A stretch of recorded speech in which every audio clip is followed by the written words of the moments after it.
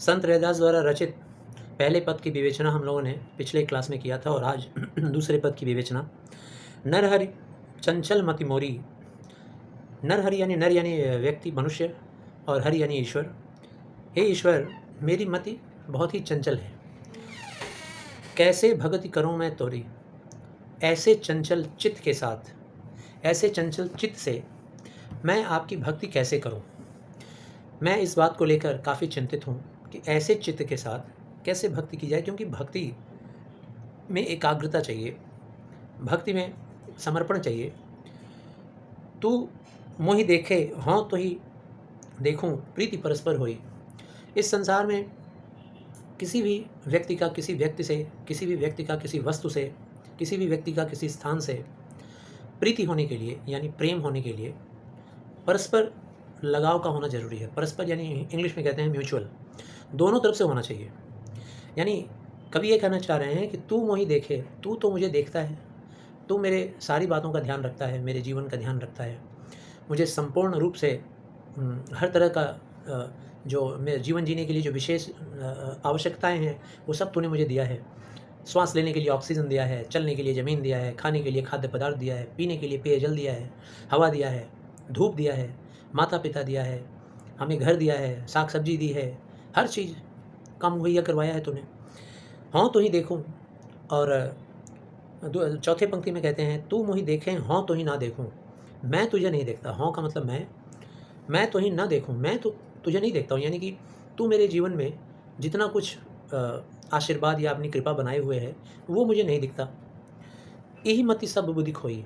और ऐसी मति के साथ, ऐसे बुद्धि के साथ मैं कैसे तुम्हारे भक्ति को प्राप्त करूं। हे ईश्वर, बताओ, मेरी जो एकाग्रता है वो तुम्हारे प्रति नहीं है, मेरे अंदर जो विशेष भक्ति भावना होनी चाहिए तुम्हारे प्रति नहीं है, चंचल है मेरा मन।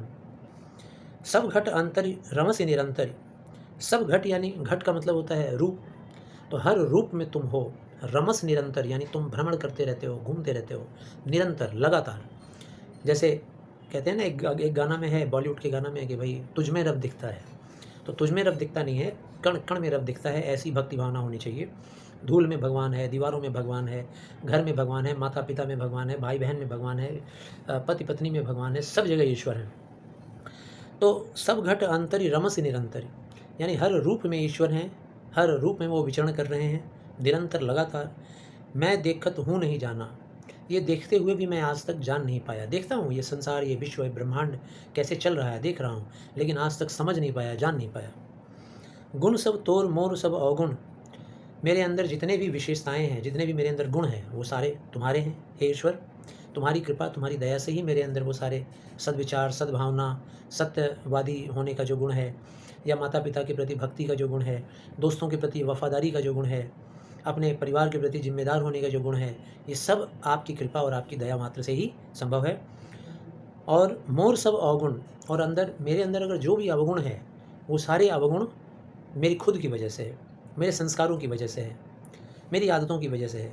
कृत उपकार न माना, और मेरे ऊपर आपका किया गया उपकार मैंने आज तक स्वीकार नहीं किया।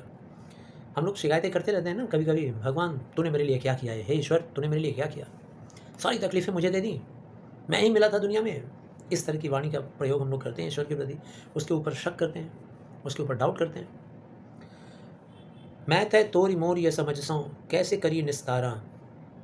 और फिर इस पंक्ति में कभी कहते हैं कि मेरा तो जीवन व्यर्थ हो गया, मैं तय तोरी मोरी करके। मैं तय यानी कि मैं, ये जो मैं शब्द है ये अहम है, मैं ये, मैं वो, मैं ये कर सकता हूँ।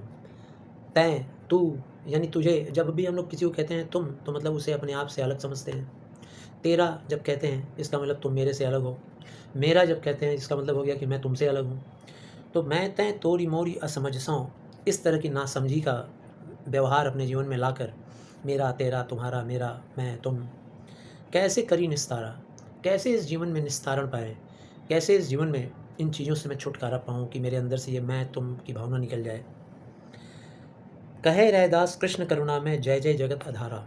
और अंतिम पंक्ति में कवि कहते हैं कि इसका निस्तारण का एक ही पूरे जगत में आधार है, और वह क्या है, कृष्ण की करुणा, कृष्ण की दया। यानी राम कहें या कृष्ण कहें, बात एक ही है। तो यदि कृष्ण का जय जयकार करें, राम का जय जयकार करें, यही एकमात्र जीवन का आधार है कि ऐसे नीचता, या कुविचार का हमारे जीवन में अंत हो पाएगा।